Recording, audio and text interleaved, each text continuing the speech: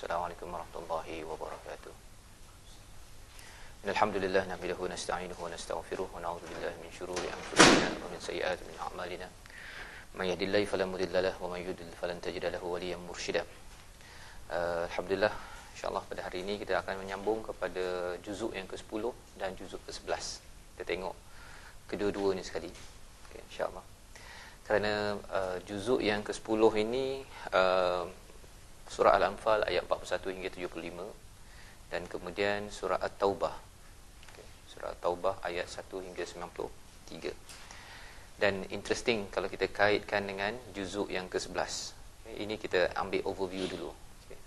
Juzuk yang ke-11 surah At-Taubah, 94 hingga 129 sehingga ayat akhir, dan surah seterusnya ialah surah Yunus ayat 1 hingga 109, dan kemudian diikuti oleh surah Hud ayat 1 hingga ayat 5. Jadi kalau kita tengok dia punya kronologinya ialah surah sebelum surah Al-Anfal ialah surah Al-A'raf, kan? Sebelum surah Al-A'raf ialah surah Al-An'am, kan? Jadi kita tengok bahawa seseorang itu yang ingin menjadi an-nas, menjadi manusia, bermula dengan dia membuka diri dia, kan? Membuka dirinya, bersedia untuk belajar, untuk memahami petunjuk daripada Allah SWT. Dengan Al-Baqarah, pengajaran daripada kisah Bani Israel, kaum Nabi Musa AS. Dan kemudian surah Ali Imran banyak bercerita tentang Nabi Isa, tentang kaumnya. Dan selepas itu kita bercakap tentang surah An-Nisa, kan? Tentang pembangunan wanita dalam masyarakat amat diperlukan, perlu dititik beratkan kerana ia adalah asas kepada ummah. Kerana ummah daripada perkataan ummi, dan ummi daripada golongan An-Nisa, okay? Jadi bila tahu An-Nisa bukan nisa saja yang beri perhatian, tetapi kumpulan rijal. Rijal perlu memastikan dia menjalankan tugasnya, barulah nisa boleh jalan tugas dia. Kalau tidak, nisa tidak menjalankan tugasnya ataupun disalah letak tempatnya, maka kesannya ialah hewayat bagi sesuatu society. Dan lebih daripada itu, bila bercakap tentang perubahan daripada Bani Israel kepada Muslim, ia bercakap tentang perubahan perlembagaan dan capital. Maksudnya surah An-Nisa menjelaskan tentang pelbagai peraturan-peraturan, kan? Dan diikuti dengan surah Al-Ma'idah. Surah Al-Ma'idah berkaitan dengan hidangan turun daripada langit yang diminta oleh Bani Israel, kaum Nabi Isa, kan? Kalau manna wassalwa untuk dalam surah Al-Baqarah kaum Nabi Musa, okay? Jadi dua-duanya Bani Israel Yahudi lah, kan? Tetapi maksudnya mereka ni memang jenis orang yang suka minta-minta benda fizikal untuk justify keimanan, okay? Tetapi untuk Nabi SAW, kaum Nabi SAW, kita diberi mukjizat juga fizikal. Bulan terbelah, kemudian keluar air daripada tangan Rasulullah, ataupun apa lagi, kalau katakan ada orang kata mukjizat, ada yang kata sebelum mukjizat ni pada Nabi, kan? Apabila Nabi lahir, berada di rumah Hamlatus Sa'diyah, kan? Dia punya kambingnya, kan, makin bersusu dan sebagainya, okay? So bagi umat Islam, kita mengambil pengajaran pada perkara tersebut. Maka surah Al-Anfal selepas surah Al-A'raf, kan? Kalau surah Al-An'am itu bercakap tentang Maidah, makanan. Al-An'am, nikmat-nikmat yang Allah berikan, salah satunya binatang ternakan. Okay, Allah bawakan banyak peristiwa ataupun fenomena yang perlu kita beri nikmat. Maka selepas itu masuk kepada Al-A'raf. A'raf maksudnya Al-A'raf,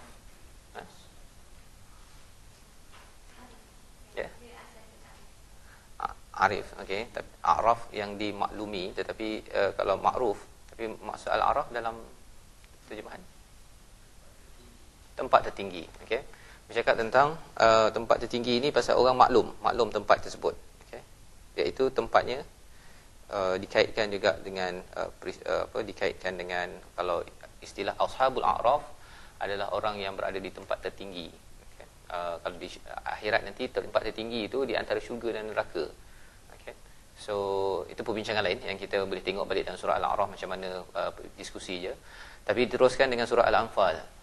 Surah Al-Anfal maksudnya bercakap tentang ghanimah. Dan juga surah Al-Anfal dia sebenarnya bersatu dengan surah At-Taubah, okey, tema dia iaitu tentang perang, okey.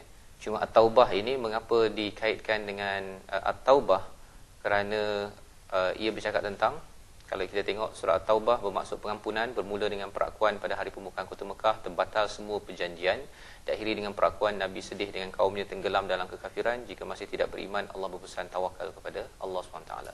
Surah At-Taubah ini banyak angle diperhatikan mengapa dinamakan Taubah, tapi salah satunya ialah kembali balik individu itu kepada asalnya, iaitu kepada fitrah dia apabila dia melaksanakan taubat, kan, sama ada di peringkat sosial ataupun di peringkat individu. Dan kalau kita tengok dalam surah At-Taubah juzuk yang ke-10, awalnya bercerita terus pasal perang, kan, tentang perang. Kemudian bercakap tentang perjanjian dengan orang kafir terbatal, okey, pada ayat 7 hingga ayat 16. Kemudian Allah menceritakan tentang orang-orang yang berhak memakmurkan masjid Allah dan juga ingatan kepada Allah kepada kita. Dan Allah bawakan sekali lagi Yahudi dan Nasrani ada Tuhan sendiri. Maksudnya dia mengakui ada Tuhan lain, okay? Bukan hanya kepada Allah yang esa. Selain daripada itu, bulan dalam Islam, munafik sengaja menolak perang, penegasan Nabi, etika sedekah, balasan untuk orang munafik, teruskan memerangi orang munafik dan sikap orang munafik. Surah Taubah ini banyak bercerita tentang perang, dan orang-orang yang terlibat dengan perang ni biasanya munafik dan juga orang kafir lah, kan, okey.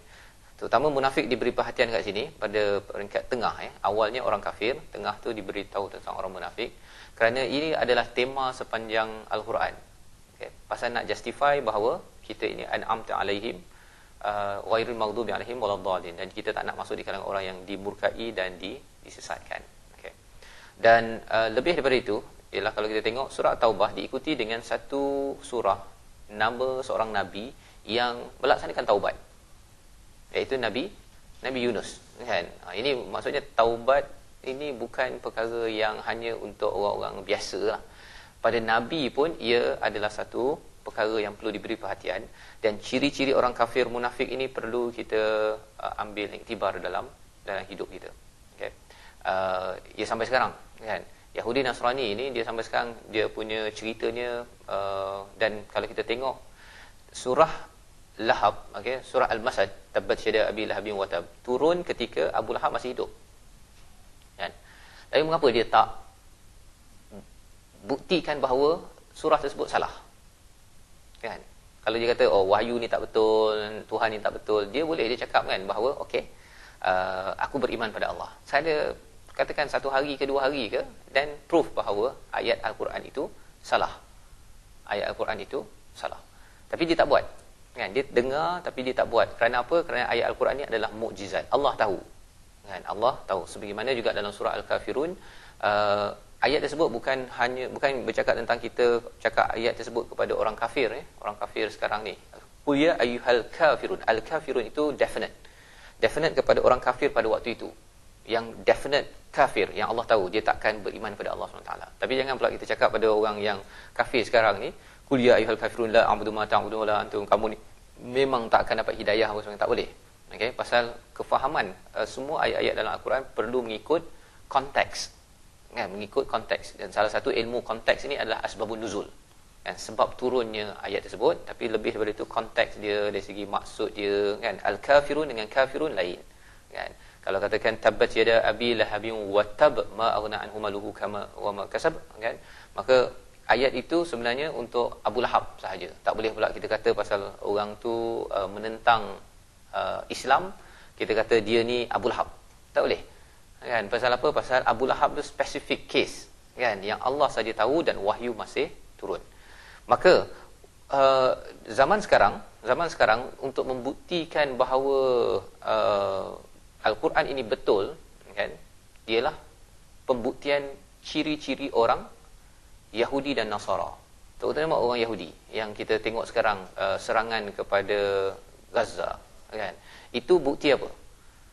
Bukti bahawa Al-Quran betul. Pasal apa? Pasal memang diorang ni suka berselindung di sebalik dinding, kan. Sekarang diorang dah bina wall, kan, di antara Israel dengan ni, kan. Diorang ni penakut, kan. Ada satu klip dekat Facebook tu yang bila roket Brigade Al-Qassam lalu dia orang dah kelang kabut, kan. Okey, tapi kalau di Palestin memang takut-takut juga kan, tetapi mereka dah lali dengan perkara tersebut kerana mereka looking forward untuk syahid pada Allah SWT. Dan bagi orang Yahudi dia memang takut mati. Allah cakap di dalam Al-Quran, mereka ini takut pada mati, pasal kalau mereka seronok sangat mati, pergi lah kan, pergilah berjihad sampai mati apa sebagainya, tapi mereka tak berani. So Yahudi, peristiwa Yahudi sekarang ini ada Zionis lah, bukan Yahudi Yahudi satu kumpulan, okey, ada juga yang beriman pada Allah, tapi Zionis terutamanya, kebanyakan mereka adalah orang yang degil, bunuh nabi apa sebagainya pada zaman mereka. So mereka ni kekal sampai zaman sekarang. Bukti kalau kita tengok buku yang paling banyak bercerita tentang satu kaum yang masih lagi trait dia sama, ialah Al-Quran. Yang tak ada buku lain, Bible ke buku biasa ke yang cerita pasal Yahudi yang teruk sangat sifatnya, dan sifat itu kekal sampai sekarang. Dan kalau Yahudi nak buktikan bahawa Quran ni salah, Zabur, Injil tu relevan untuk mereka, dia kena buat baik.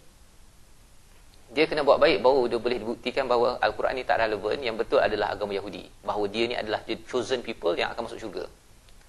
Tapi mereka tak buat. Kan? Mereka tak buat, dan itu membuktikan Al-Quran itu betul. Ceritalah apa sahaja yang berlaku sekarang ni, yang berlaku pada zaman Nabi Musa, Nabi Isa, kan? Dia berulang balik je sekarang ni. Dan Allah menyatakan tentang mereka ini ialah mereka ni sebenarnya tak bersatu pun. Kan? Tak bersatu pun. Cuma mereka pun takut sesama sendiri. Okay, nanti kita cuba tengok beberapa ayat lah, insyaAllah.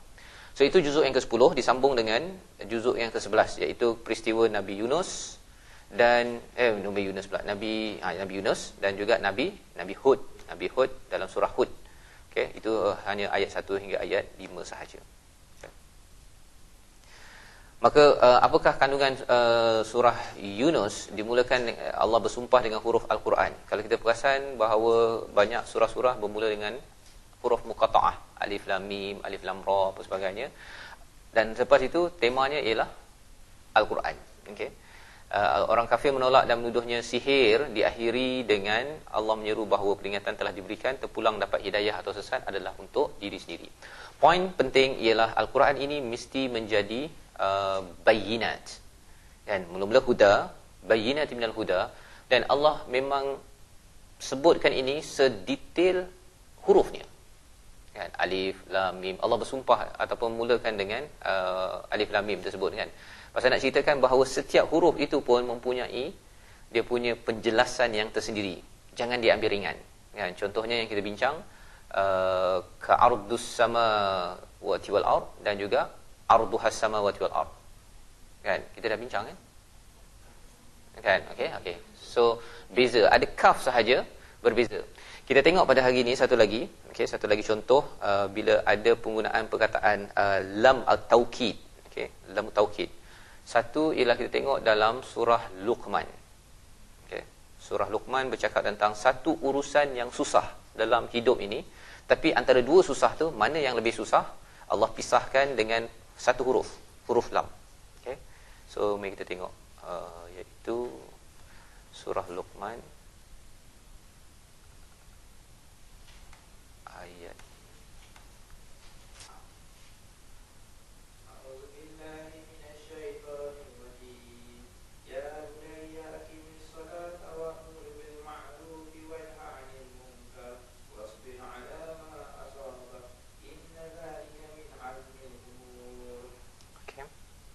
maksudnya Khadijah.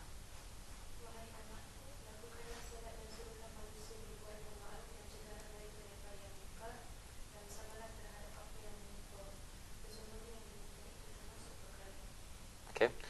Inna dzalika min azmil umur. Perkara itu adalah perkara yang penting, tapi terjemahan tu tak tepat sangat. Ya, azmil umur tu adalah urusan yang memerlukan keazaman, azam. Azmil umur itu adalah umur ataupun urusan yang bukan umur, bukan umur dalam bahasa Melayu, itu umr, itu ain. Ini umur ni amr ni urusan yang susah, iaitu wa'mur bil ma'ruf, untuk menyeru kepada kebaikan dan mencegah kemungkaran, dan bersabar atas apa yang menimpa kepada diri kamu. Ini adalah nasihat Uthman kepada anaknya. Inna dzalika min azmil umur. Baik, mari kita tengok kepada ayat daripada surah Asy-Syura, surah 42 ayat 43. 42, 43.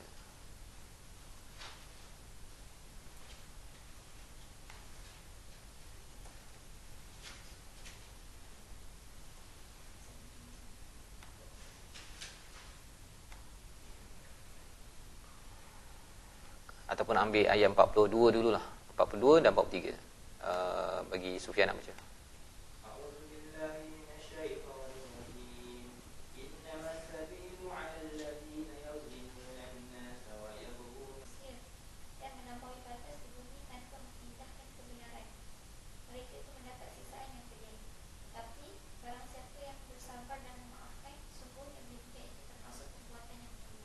Okey.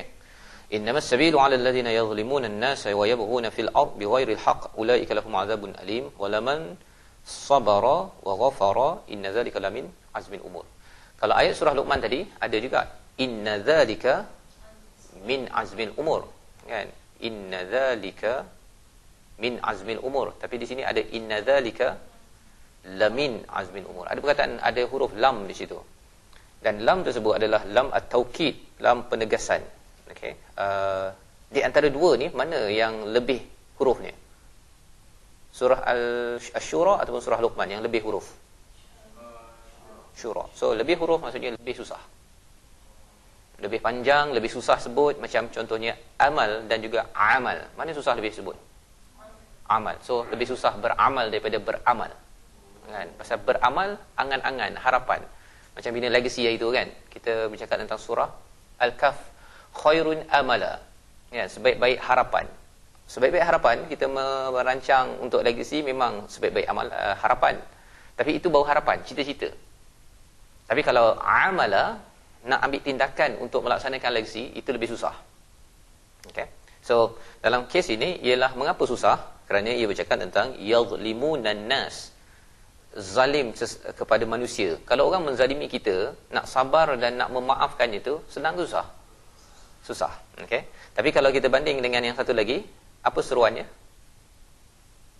Ya bunayya aqimis salah wa'mur bil ma'ruf wanha 'anil munkar wasbir 'ala ma asabak.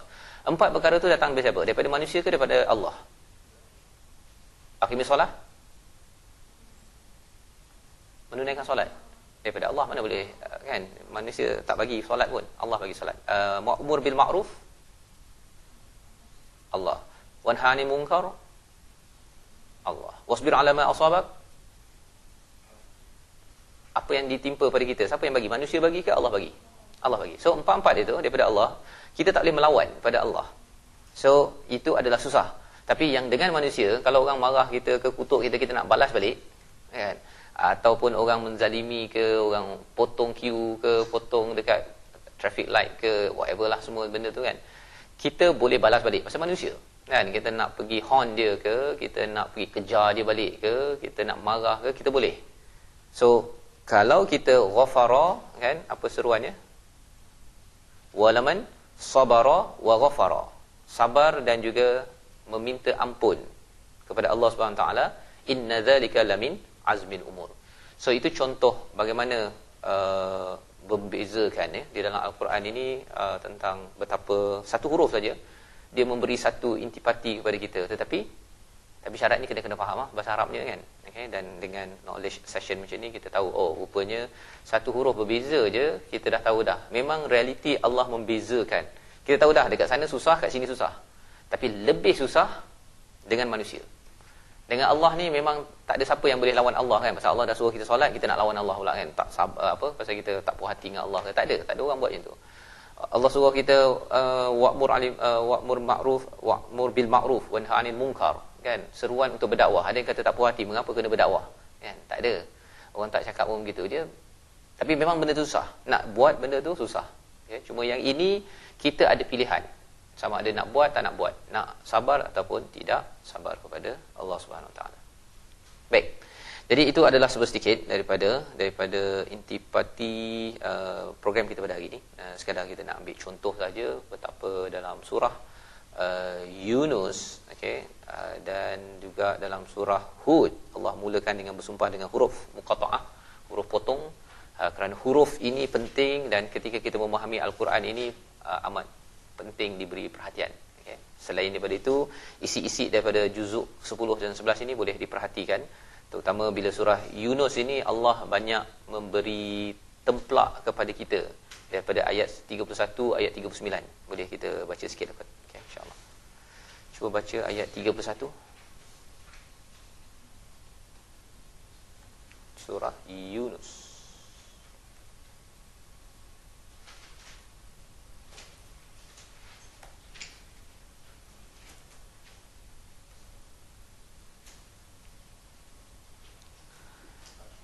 Okey.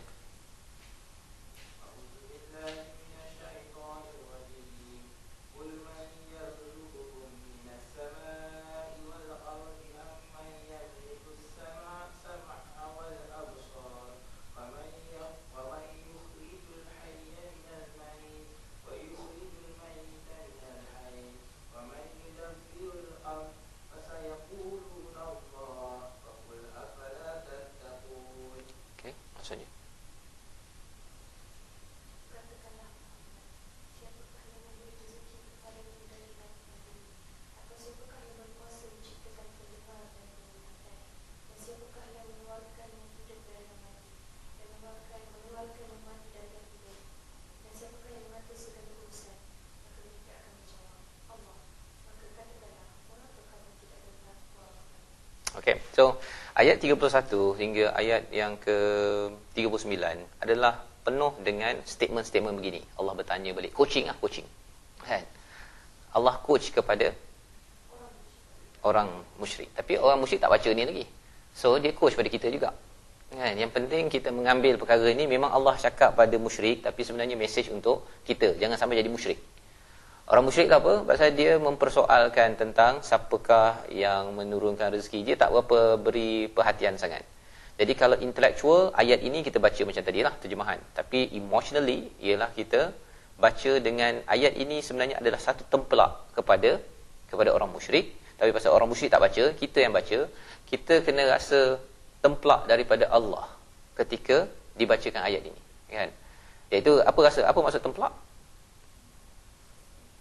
Kena dish kan, okey, kena ditampar kan pemikiran kita. May yarzuqukum minas sama'i wal ard, kan, siapakah yang memberi rezeki daripada langit dan daripada bumi, kan, siapa? So Allah coach kita pasal apa? Kadang-kadang bab rezeki ni kita biasalah, kan, dia boleh jadi bimbang, rasa macam cukup tak cukup, kan. Kita lebih bimbang tak cukupnya berbanding dengan Allah yang mencukupkan, kan. Dan itu sebabnya program kita pada minggu depan yang fokus dan khusyuk itu. Bagaimana orang fokus dan khusyuk dalam baca Quran ketika dalam hidup, ialah apabila dia fokus kepada Allah ke kepada makhluk? Kepada Allah. Kita nak biasakan benda tu dalam hidup kita, walaupun dia biasanya kita suka pergi ke bawah lah. Kalau ke bawah ni ikut hawa nafsu, ke bawah ini maksudnya kita akan fikir pasal makhluk. Bila tak cukup duit, kita rasa macam apa projek nak buat, kan? Kita rasa mengapa duit tak cukup. Kita cari sebab, sama ada self ataupun others, kan. Kita cari dalam diri kita, mungkin kita tak cukup berjimat ke, ataupun kita carilah projek ke, ataupun whatever lah, buatlah jual kek ke apa sebagainya. Tapi sebenarnya sebelum kita bercakap perkara itu, kita kena cakap dahulu, tanya dulu kepada Allah SWT, kan. May yarzuqukum minas sama'i wal ard, siapa? Dan kalau kita dah rasa macam tak cukup, bila kita berdoa kepada Allah SWT tentang rezeki kita, yang Allah boleh keluarkan daripada langit dan bumi, kan, tiba-tiba ada orang call, kan, kita cakap sikit, Allah dah mudahkan, kan, buat sedikit program, orang dah nak register, kan, ataupun rasa macam susah sangat, kan, benda tu dapat sikit, dapat banyak. Kerana apa? Kembali dahulu kepada Allah SWT. Dan ia menyebabkan kita kurang gelabah, kan. Ni kalau bab pertama ni berkaitan dengan rezeki.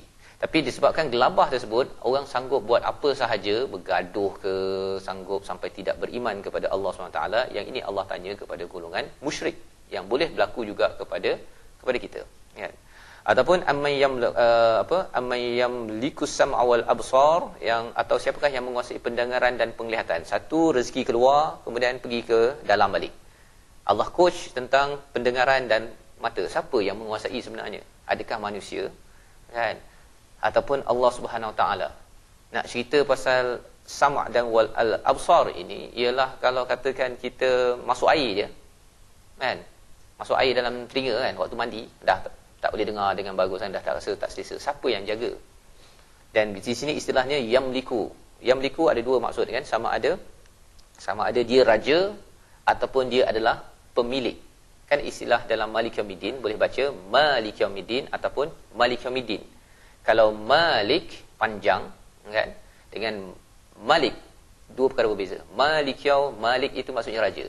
Kalau Malik itu penguasa ataupun empunya. Ada orang raja tapi bukan empunya. Ada yang empunya bukan raja. Contoh kalau katakan sultan, raja kan, raja, dia bukan own laptop ni. Kan, dia bukan empunya. Dia hanyalah raja yang besar-besar je. Raja Malaysia apa sebagainya. Dia tak own di sini, dia tak boleh ambil sama-sama je. Kan? Ataupun saya empunya benda ni, saya bukan raja. Tapi Allah Malik dan juga Malik. Jadi itu sebabnya ada bacaan yang Malik pun boleh, Malik Yaumiddin pun boleh. Pasal Allah menguasai yang besar kecil, semua Allah kuasai. Jadi di sini bila Allah menguasai yang besar dengan yang kecil, maksudnya whatever as-sam'a wal absar Allah kuasai, kan? Wa man yukhrijul hayya minal mayit, siapa yang mengeluarkan hidup daripada mati, kan? Siapa yang mengeluarkan makhluk yang hidup dari benda yang mati dan mengeluarkan benda yang mati dari makhluk yang hidup, kan? Ini juga Allah. Allah nak coach kepada kita. Sebenarnya jangan sampai kita rasa bahawa, terutama kalau kita cakap tentang mati hidup, kan, tentang rezeki, tentang deria kita, kita rasa macam kalau di sini istilahnya Malik itu kita menguasai benda ni, kita own, kan? Kita boleh buat apa saja. Ataupun kalau rezeki, kita yang cari rezeki, kan? Bukan Allah yang beri kepada kita, kan? Ataupun kalau bab hayy minal mayit wa yukhrijul mayita minal hayy, ini yang mengeluarkan ini, yang tentukan kematian kita apa sebagainya adalah macam kita, kan? Kalau tak makan nanti mati, contohnya, kan? Kalau saya pergi berjihad nanti takut mati, contohnya, kan? Ataupun kalau katakan negara kita ni tak dibina tentera, tak dijaga berinteraksi dengan US, nanti kita mati lah kita, kan? Sebenarnya tak, sebenarnya Allah yang tentukan. Dan wa may yudabbirul amr, siapakah yang menguruskan, mentadbir alam ini, urusan-urusan yang ada dalam alam ini, semuanya adalah, mereka akan jawab sebenarnya Allah, mereka tahu, kan? Tetapi mereka tidak bertakwa. Dan mengapa kita kena tahu perkara ini? Pasal kita pun akan jawab perkara yang sama, kan? Kita akan jawab perkara yang sama. Allah bawa dalam bentuk fasayaqulun Allah, orang lain yang cakap, mereka akan cakap bahawa jawapannya adalah Allah. Pasal Allah tak naklah beritahu bahawa kita ni tak cakap Allah. Dia macam apa? Pukul anak sindir menantu apa? Kan? Okey. Dia point dia adalah Allah nak bawa mesej untuk kita. Hidayah pada kita. Tapi Allah cakap pasal Firaun, cakap pasal Nabi Musa, pasal kaum dia apa sebagainya, Yahudi apa sebagainya. Bukan pointnya nak point okey Yahudi memang macam ni, memang teruk apa sebagainya, tapi diri tak tengok. Orang Islam adalah orang yang akan bawa qalbun salim. Jadi qalbun salim itu adalah dia tengok ayat-ayat Allah, kan, di luar sana, dalam diri saya ni benda ini berlaku ataupun tidak. Tengok Yahudi serang ataupun Zionis serang kepada Palestin, ini ayat Allah. Ada tak kaitan dengan saya? Saya buat apa sekarang ni? Saya berdoa tak? Kan? Ataupun saya ni enjoy hidup lebih sangat ke? Kan? Ataupun saya fokus khusyuk saya pada siapa? Kan? Mereka memang confirm khusyuk pada Allah SWT, kan? Tapi kita sembahyang tak semestinya khusyuk pada Allah, kan? Jadi di situ baru kita akan dapat mengambil pengajaran dan menjadi orang yang bertakwa. Okay? Jadi itu sedikit daripada ayat ini. Ayat ini sampai 39. Okay? Kita tengoklah, fadzalikumullahu rabbukumul haq famadza ba'dal haq illa ad-dhalal fa anna tusrafun, kan? Kalau ayat yang seterusnya, maka yang demikian ialah Allah Tuhan kamu, okey, Rabbukumul haq, Tuhan kamu yang sebenar-benarnya. Okey, famadza ba'dal haqqi illa ad-dhalal, sesudah nyatanya sesuatu yang betul dan benar, maka tidakkah yang lain dari itu salah dan karut sahaja. Oleh itu bagaimana kamu dapat dipesongkan dari kebenaran? Dapat dipesongkan daripada kebenaran. Mengapa boleh? Dah tahu dah Allah betul, kan? Selepas dah dapat kesesatan, kita pun sama, kan? Kita tahu dah ada point dalam hidup kita ni, ada point kita dhalal. Dhalal ni maksudnya sesat. Kita confuse apa sebagainya, kita dapat pertolongan daripada Allah.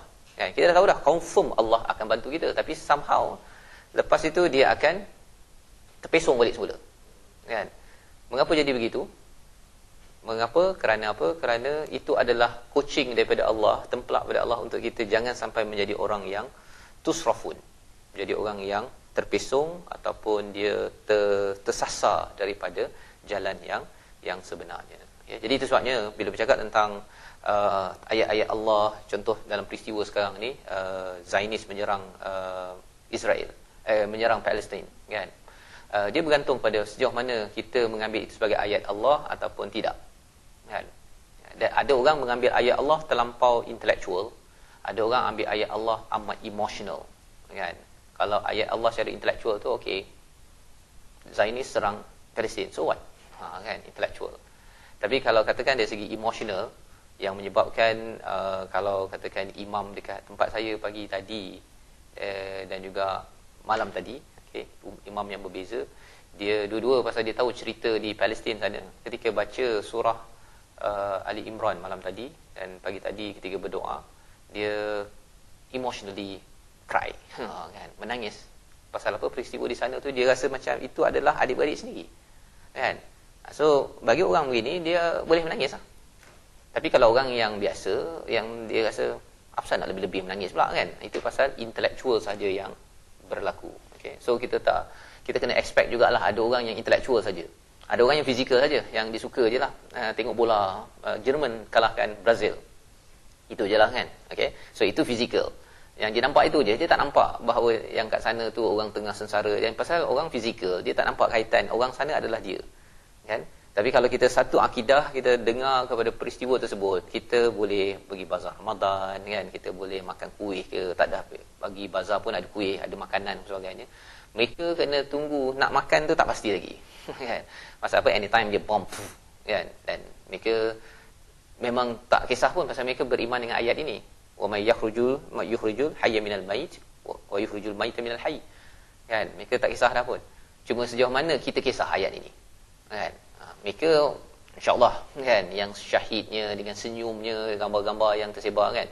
Tapi kita macam mana? Itu sebabnya ayat ini dalam juzuk yang ke-12 ini kita perlu perhatikan, dan memerhati ayat Al-Quran ini perlu mengikut konteks. Konteks ayat ini diturunkan juga konteks kita. Kan? Baru kita rasa bahawa ayat ini okey. Ya Allah, janganlah sampai aku ni banyak sangat fikir pasal rezeki tapi kurang fikir pasal pemberi rezeki. Fikir banyak sangat nak jaga ataupun rasa macam saya inilah telinga mata saya pasal saya ni. Tapi cuba bayangkan kalau Allah tidak menjaga, kan? Pasal Allah Malik, kan? Dia raja besar, raja kecil. Jadi dia memang jaga mata dan telinga kita. Cuba bayangkan ditinggalkan mata telinga kita ni begitu saja, kita mungkin tak tidur malam kot. Kan? Bayangkan yang eyelid ni apa ni? Bulu mata, kan? Cuba bayangkan dia tak boleh tutup. Apa berlaku? Wow. Kan, orang tengok kita tidur menakutkan, kan, macam hantu je, kan. Itu orang yang tengok. Kita kalau katakan tak ada bulu mata ni, masuk habuk, kan? Sikit-sikit je rasa macam pedih mata apa sebagainya, kedip mata, kan? Siapa yang kontrol? Kan? Kalau kita kata itu memang proses di dalam tubuh badan manusia. Cuba bayangkan orang yang tak boleh kedip mata tu, mengapa pula jadi macam tu? Kan? So Allah yang menguasai. Pasal kalau tak boleh kedip mata beberapa saat itu, kan, pedih mata kita. Cuba bayangkanlah, cuba bertahan, kan? Orang lawan mata tu, kan. Okey. Lepas tu kalau dalam program training kita boleh buat macam tu, kan, suruh dia lawan mata tersebut, kan. Baru dia dapat menghargai kedip mata itu juga adalah di bawah Malik daripada Allah yang menguasai pendengaran dan juga mata ini sendiri. Okey. Jadi insya-Allah itu saja pada hari ini. Qauli hadza wa astaghfirullah. Assalamualaikum warahmatullahi